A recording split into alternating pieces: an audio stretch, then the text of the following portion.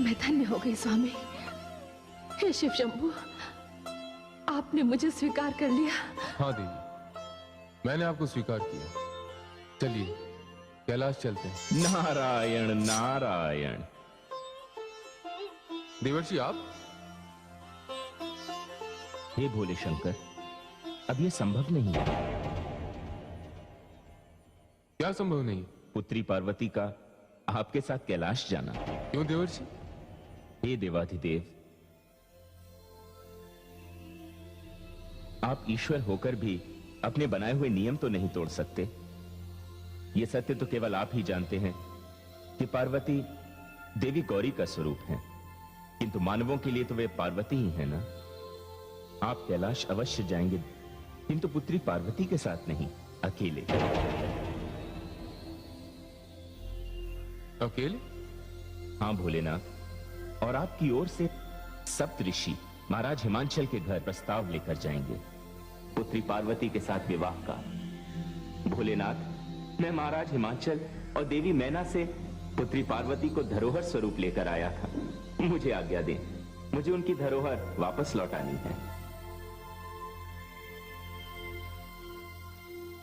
भोलेनाथ, अब पुत्री पार्वती से आप विवाह के पश्चात ही मिल पाएंगे।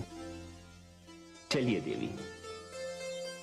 आप जाइए देवी, अब शक्ति शिव से अधिक समय दूर नहीं रही।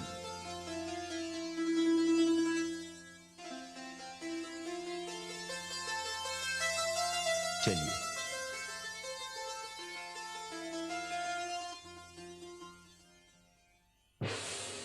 असुर सम्राट, समय ने आपको जितना समय दिया उतना समय तो आज तक किसी देवी देवता, सुर, नर, मुनि को भी नहीं मिला। मैंने कब से आपके समक्ष भविष्यवाणी की थी कि पार्वती का जन्म हुआ, वो सयानी हुई, और अब तो भगवान शिव ने भी उसे स्वीकार कर लिया है, किंतु आप अभी तक कुछ नहीं कर सके। ज्योतिषी, अपनी भविष्यवाणी के संबंध में तुम इतने निश्चिंत हो? तुम्हें इस बात का पूरा विश्वास है कि तुम्हारी भविष्यवाणी सत्य होगी? अभी तक हिमालय पुत्री पार्वती का सकुशल रहना इसी बात का संकेत है असुर सम्राट। ज्योतिषी, अभी तक जो भी कारण हो, हिमाचल पुत्री हर प्रहार से सुरक्षित रही, किंतु इस समय उसकी रक्षा संभव नहीं है। मेरी सूचना के अनुसार हिमाचल पुत्री देवर्षि नारद के साथ कैलाश से अपने भवन वापस लौट रही है, और वो भी पहाड़ी मार्ग से। और देवर्षि नारद नारायण नारायण करने और वीणा बजाने के अतिरिक्त और क्या कर पाएंगे?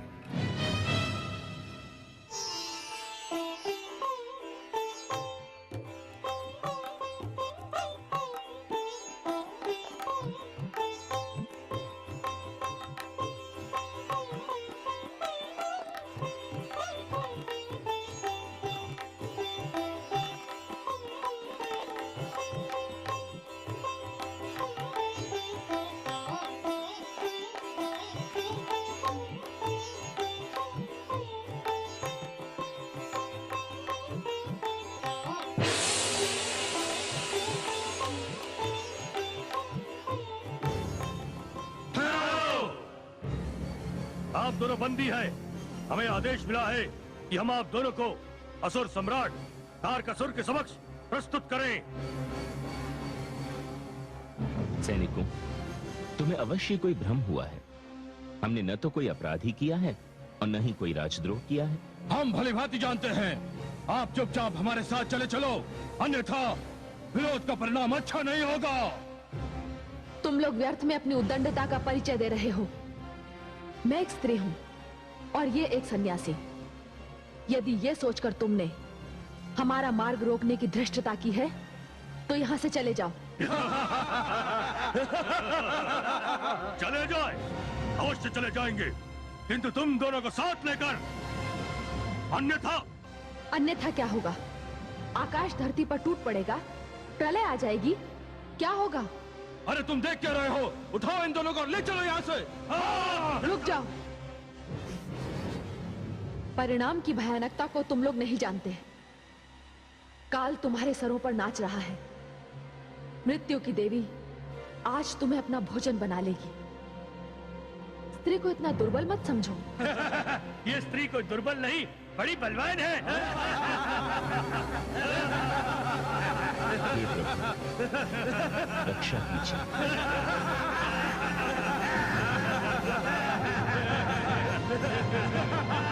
ठहरो।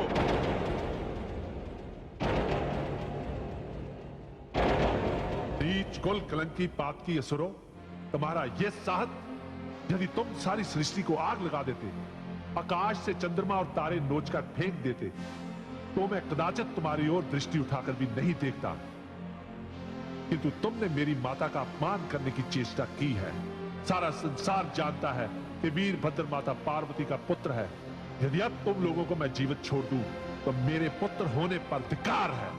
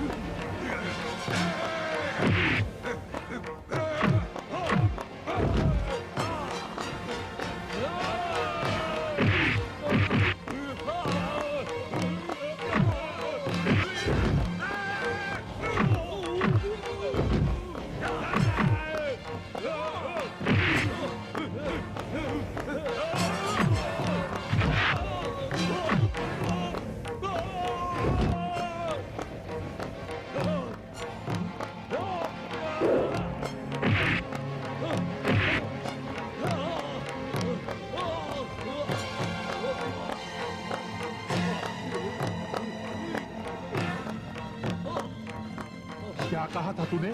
ये बंदी है? तूने मेरी माता को बंदी कहा?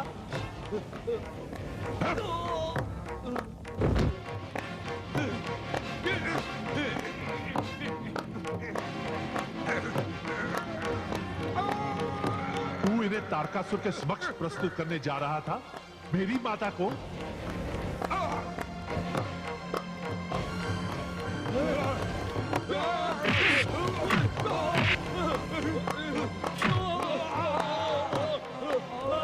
क्या कहा था तुमने? विरोध का परिणाम अच्छा नहीं होगा। तुमने अपना परिणाम नहीं सोचा था?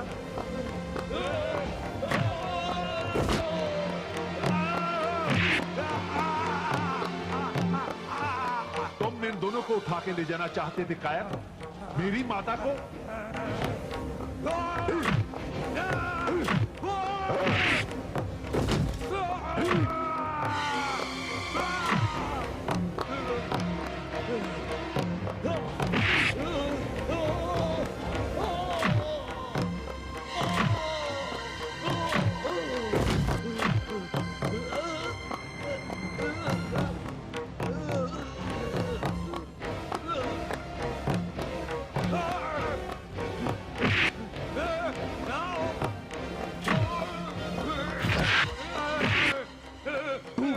रहा था, अब बस।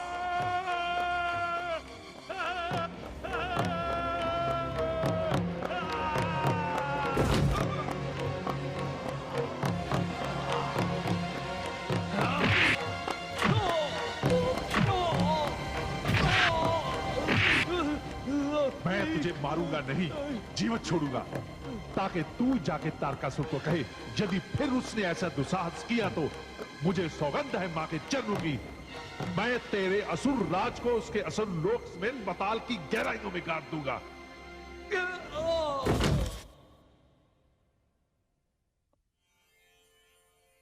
माता, ये तो बहुत बड़ा अन्याय है मेरे प्रति आपका। आप मुझे बिना मिले ही चली आई। जैसे ही पता चला मैं भागा भागा यहाँ चला आया। माते, आप कदाचित नहीं जानती, इन असुरों ने पहले भी आपका तप भंग करने की चेष्टा की थी। पुत्र वीरभद्र, रुष्ट मत हो। मैं तुम्हें कष्ट देना नहीं चाहती थी। इसमें कष्ट की क्या बात है माता? मेरा जन्म ही आपकी देखभाल और रक्षा के लिए हुआ है। वीरभद्र, तुम बड़े ही उचित समय पर पधारे। धन्यवाद देवर्षि। चलिए माता, मैं आपको आपके भवन तक छोड़ दूं। हाँ वीरभद्र, तुम साथ होगे तो हमें भी किसी प्रकार की आशंका नहीं होगी। देवी, आपकी लीला अपरंपार है। चलिए माता। नारायण नारायण।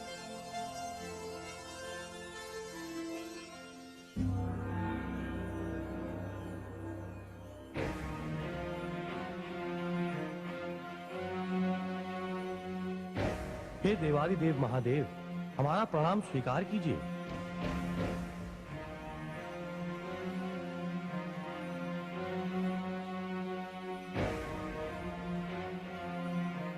प्रणाम देवगण।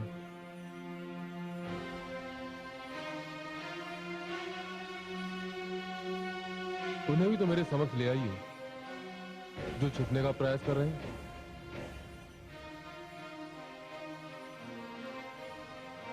त्राहिमाम देवादिदेव, त्राहिमाम। मैं जानता हूं कि आप मुझसे रुष्ट हैं, किंतु हम देवताओं की स्थिति आपसे छिपी तो नहीं है। तारकासुर के कारण हम सभी एक स्थान से दूसरे स्थान पर भटक रहे देवादिदेव। मैं जानता हूं, जब मैं देवी सती के वियोग में था तब भी मुझे इसका ज्ञान था, और अब जब देवी पार्वती के रूप में मुझे देवी सती के दर्शन हो चुके हैं तब भी मुझे इसका ध्यान है। देवराज, यदि आप कामदेव को ना भेजकर स्वयं मेरे पास आते तो क्या मैं अपने कर्तव्य से मुंह मोड़ लेता?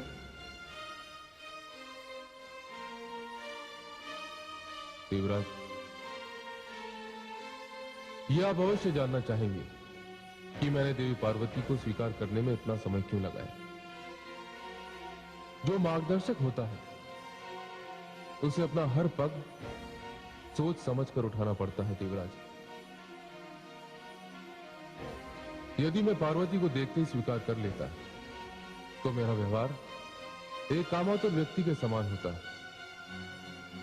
देवराज, हमें तो मर्यादा का मानदंड स्थापित करना है, एक आदर्श स्थापित करना है, और उसी के लिए मैं कष्ट सहता रहा और देवी पार्वती भी कष्ट सहती रही।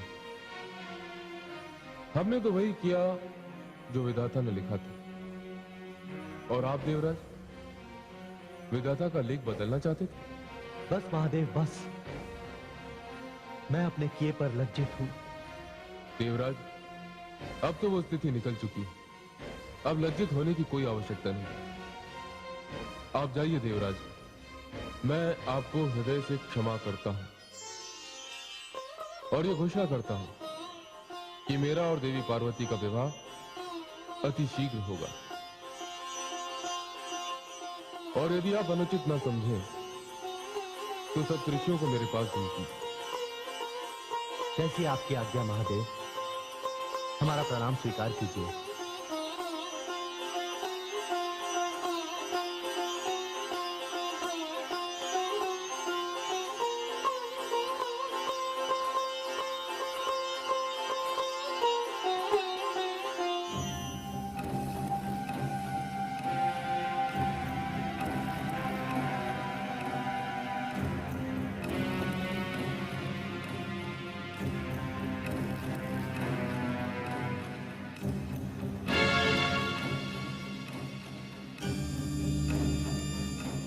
नारायण नारायण।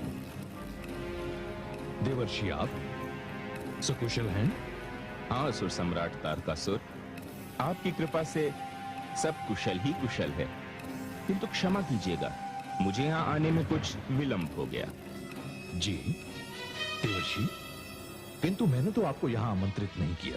हे असुरराज, आपने जो 8 महावीर भेजे थे, उनकी कुशलता का समाचार सुनाना तो मेरा ही कर्तव्य है, क्योंकि वे मेरे ही सामने वीर गति को प्राप्त हुए। हे असुरराज, यदि वे वीर गति को प्राप्त न हुए होते तो उनकी कुशलता का समाचार सुनाने के मैं तो योग्य ही न होता। देवर्षि, आप व्यंग कर रहे हैं। नहीं असुरराज, मैं व्यंग नहीं कर रहा हूं, क्योंकि व्यंग में हास्य का पुट होता है। मैं तो आपको एक सत्य, एक कठोर सत्य बता रहा हूं। हिमाचल पुत्री पार्वती को किसी भी प्रकार का कष्ट देने का विचार अपने मन से निकाल दीजिए, अन्यथा जिस मृत्यु के भय से आप मृत्यु की घड़ी को टालने का प्रयत्न कर रहे हैं, वह घड़ी कहीं समय से पूर्व ही न आ जाए। देवर्षि, तारकासुर इतना असहाय कभी नहीं हो सकता। मुझे अपनी भुजाओं पर भरोसा है। मैं काल से भी टक्कर लेने का सामर्थ्य रखता हूं। हे असुरराज, क्रोध की जो रेखा मैंने पुत्री पार्वती के नेत्रों में देखी थी, मुझे तो लग रहा था कि वे आपके 8 वीर सैनिकों का संहार कर देगी और यहां भी आके त्राहि त्राहि मचा देगी। ये तो समझिए कि वीरभद्र के कारण बात टल गई। मैं आपको बुद्धिमानी की बात बता रहा हूं असुरराज। ज्ञानी अपने ज्ञान के बल पर अपनी कम से कम आयु को भी संपूर्ण करके आनंद उठाकर इस संसार से जाता है, किंतु आपके जैसा अभिमानी अहंकारी अपनी लंबी आयु को व्यर्थ ही गंवा रहा है।